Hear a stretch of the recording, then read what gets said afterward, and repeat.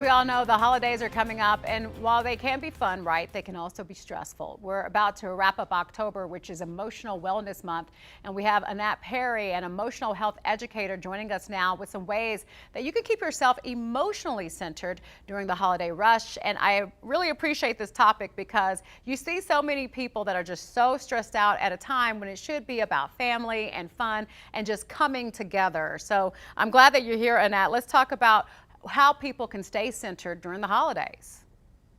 Yeah. Well, a lot of times understanding that it's not about trying to control it in your mind and that it's all happening inside of your nervous system. And that when your body senses any kind of danger, it's going to, whether it's emotional danger, like feeling rejected or the pressure to show up on the holidays a particular way with the family, that it activates the fight the flight response in the body, and that your heart rate increases, digestion slows down, and we start to have all these issues because your body's just trying to protect you. So even if we think we're fine, it's still signaling that we don't feel safe. So, one of the ways that we could start to really tend to that is a simple technique called the 90-second reset. And when you notice the stress, you step away for a moment and you take a deep inhale through your nose and exhale through your mouth.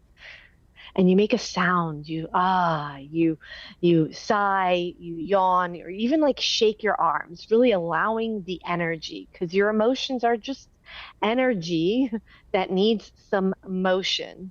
And then taking 90 seconds, literally setting a timer and letting yourself feel the emotion and how you feel it. Because a lot of times we think we're feeling, we're actually thinking about it. Mm. How you feel, whether that's frustration or annoyance or overwhelm, is through your breath, through your movement, and through sound. Like a child that expresses an emotion, you see them being very expressive. There's body language to it, there's facial expression to it, there's sound to it. So 90 seconds, acting it out as if you were 3 years old, just acting out the frustration, the overwhelm, whatever that is. Yeah, And I what love how you're you're going to saying just find, letting it go. Yeah. it's a wave. There's an ocean of your emotion, and your job is to learn to ride the wave of it naturally as it comes. Just like any wave that comes, the best thing you could do is ride the wave as opposed to getting plummeted by it. And so those 90 seconds, 9 seconds is actually a long period of time, but 90 seconds acting it out whatever way you could to express it as if you were an actor. You'll notice on the other side of it, there's calm, there's centeredness, there's clarity.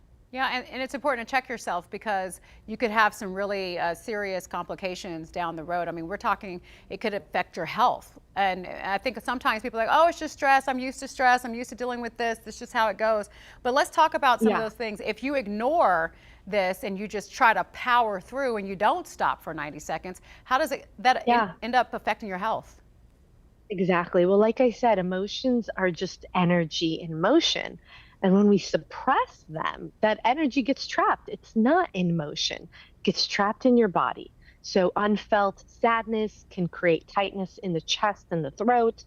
Unexpressed anger could live in the gut, the liver, affecting digestion.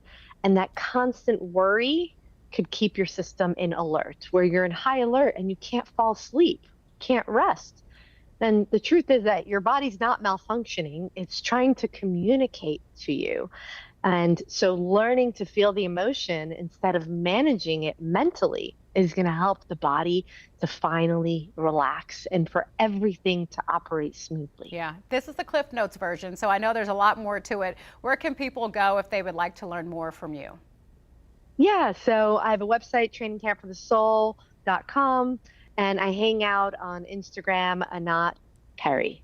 All right, thank you so much, Anat Peri, for joining us today and hopefully helping people along the way. We appreciate your